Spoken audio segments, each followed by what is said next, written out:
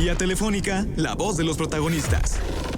Bueno, a ver, vamos a hablar de este dato en el índice de la corrupción. México ocupa la posición 141 a nivel mundial en percepción de corrupción, un puntaje de 27 sobre 100 según el índice de percepción de la corrupción de Transparencia Internacional. Es decir, que somos el país peor evaluado de la OCDE. Arrastramos una tendencia negativa desde 2012. Y bueno, ¿cuáles son los factores que nos tienen allí en esta nada grata posición? Para hablar del tema nos da mucho gusto saludar a Ricardo Alvarado, investigador de Mexicanos contra la Corrupción y la Impunidad, justamente para que nos comparta su análisis. Ricardo, gracias por estar con nosotros. ¿Cómo estás? Buenos días. ¿Qué tal, Manuel? Qué gusto saludarte a ti, a Marcela y a su auditorio. Buenos días. Gracias, Ricardo. Igualmente. Bueno, pues se publicó entonces por Transparencia Internacional esta revisión del índice de percepción de corrupción. ¿Por qué estamos tan mal en ello, Ricardo? Creo que estamos por tres razones fundamentales. Justo es un índice de percepción que se levanta a través de 13 fuentes distintas. Lo que hace Transparencia Internacional es utiliza estas fuentes en todo el mundo para poder presentar un mismo número con base en una misma metodología para todos los países, para todos los años desde 2012. Y entonces justo lo que nos permite hacer eso es comparaciones muy claras entre países y entre años dentro de los países. Creo que las razones por las que México sale mal evaluado en esta percepción están concentrados en tres aspectos principales. El primero de ellos es el vínculo percibido entre corrupción y delincuencia organizada, que permite eso, que exista un mecanismo, que no existan las mismas reglas, más bien para todas las personas, y que más bien pareciera una suerte de captura de poder político.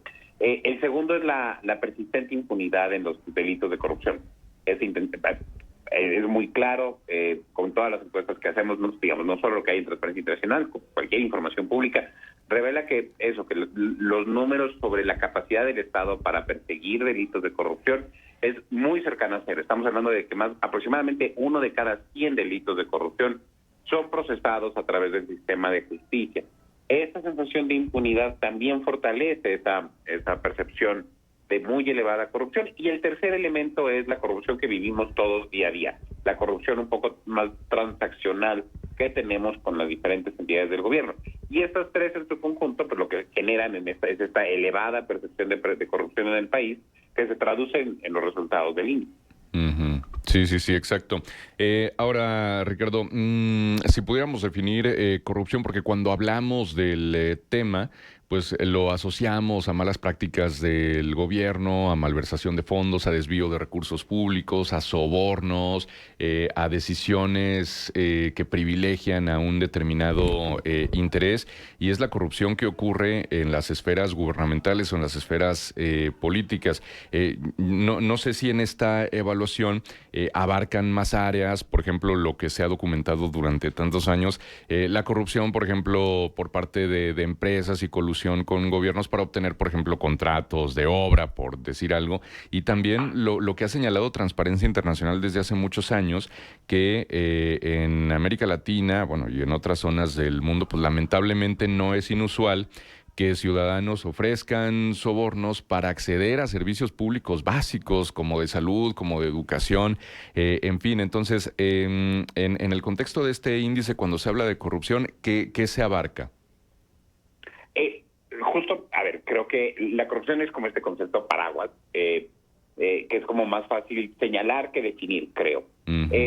Transparencia Internacional toma como definición o como punto de partida una idea de corrupción exclusivamente desde lo público. Okay. ¿No? Es difícil poner la frontera y decir como a partir de aquí empieza la corrupción privada o la corrupción que involucra a otro tipo de organizaciones. Y sobre todo, digamos, se resuelve dado que se trata de siempre percepciones. Y entonces siempre son aquellas vinculadas con el gobierno. Y justo creo que, como decías ahorita, esas están vinculadas, por un lado, a las fuentes principales del desvío de recursos públicos. Uh-huh. Eso se traduce en contratos públicos, en las grandes obras de infraestructura, y digamos que son como la corrupción macro o la corrupción que no tiene muy claras a las víctimas específicas, a las víctimas directas afectadas. Se vuelven un poco más difusas, porque en realidad las víctimas de esos actos de corrupción somos todas las personas.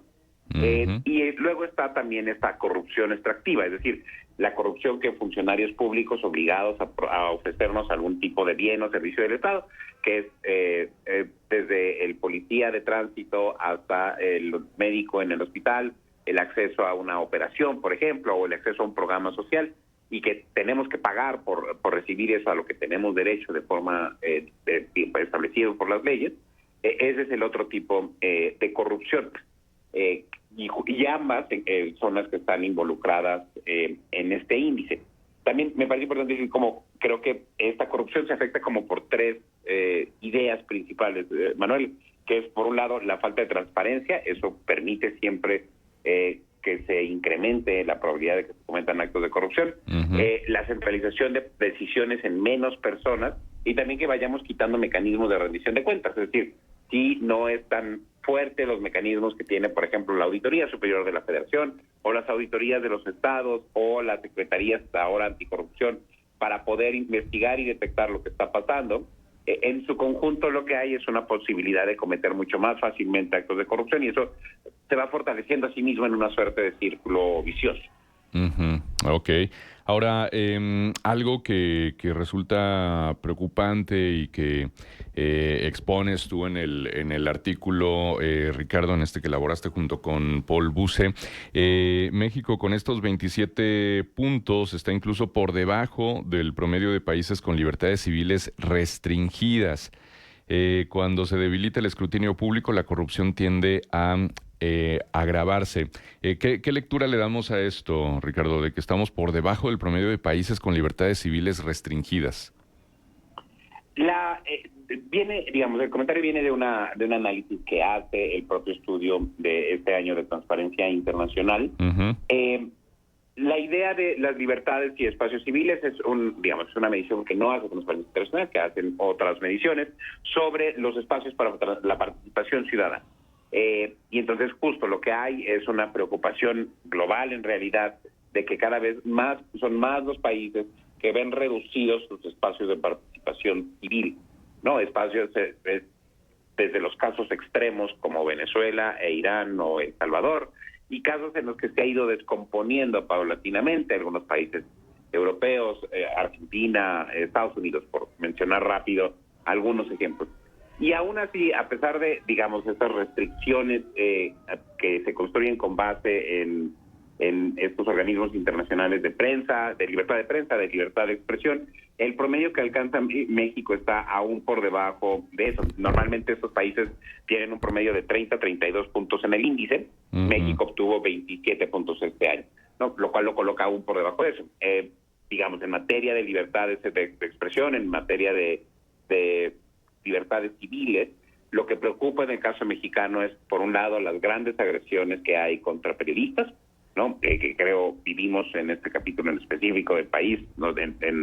Dentro de los bloqueos y las afectaciones a más de 11 estados que sucedieron entre el domingo y lunes, artículo 19 reportó por lo menos 8 ataques contra periodistas, ¿no?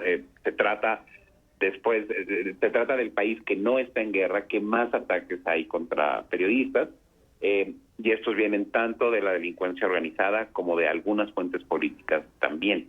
Y eso es lo que nos va restringiendo este espacio civil. Ahora, la razón por la que es importante cuidar este espacio civil es que justo es un mecanismo de rendición de cuentas. Una sociedad civil fuerte, y por sociedad civil me refiero a periodistas, organizaciones civiles, ciudadanos en general exigiendo sus derechos, estos en conjunto exigen a un gobierno que haga mejor su trabajo. Mientras menos haya esa exigencia, pues más posible es que se vayan cometiendo más actos de corrupción. Sí, exacto.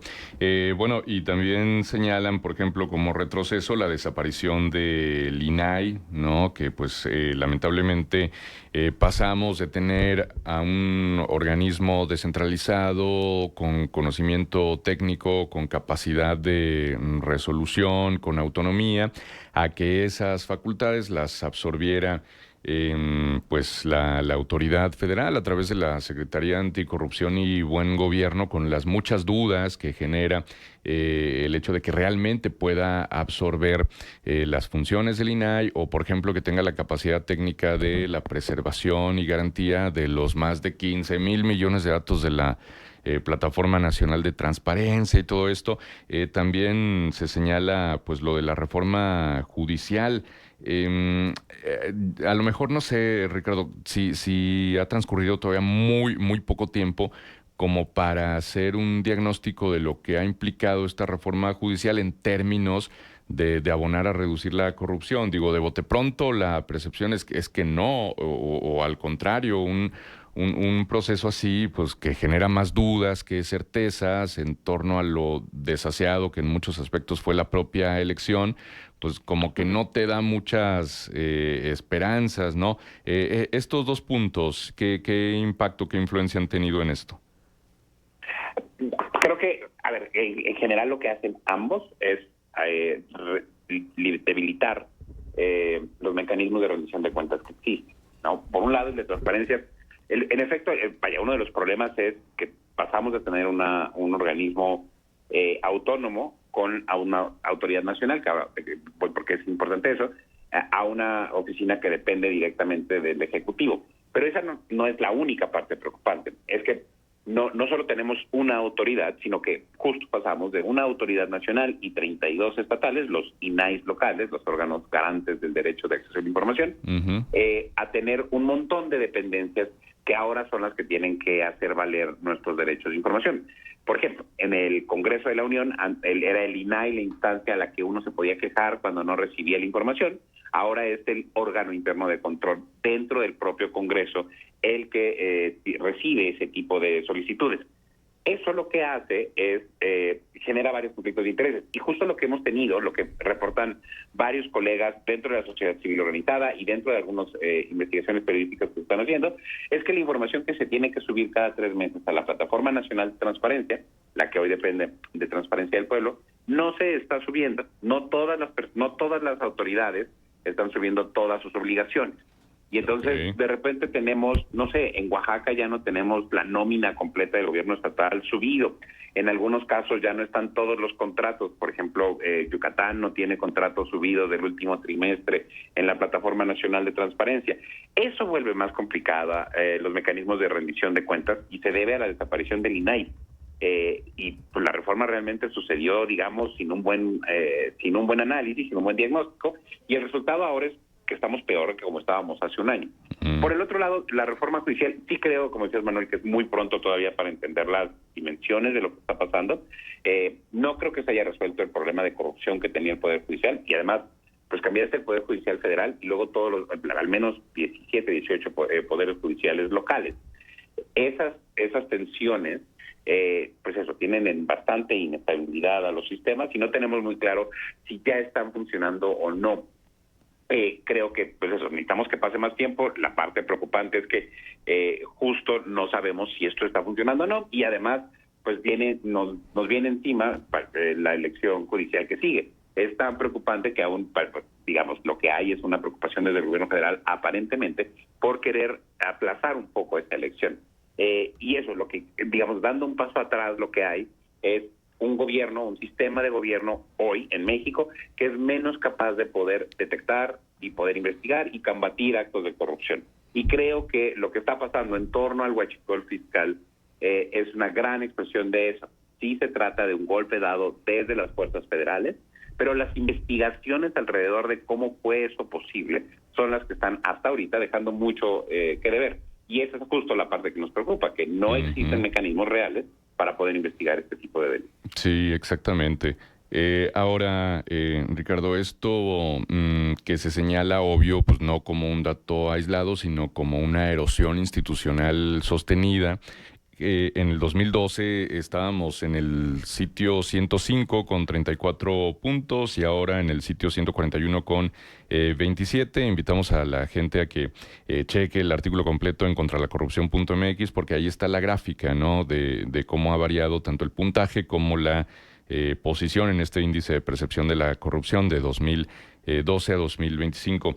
¿Qué nos dice, digamos, este recorrido a lo largo de estos años, según el puntaje que hemos tenido, la posición que hemos tenido, y esto que, insisto, señalan de que pues no es un dato aislado, sino que muestra una erosión institucional sostenida?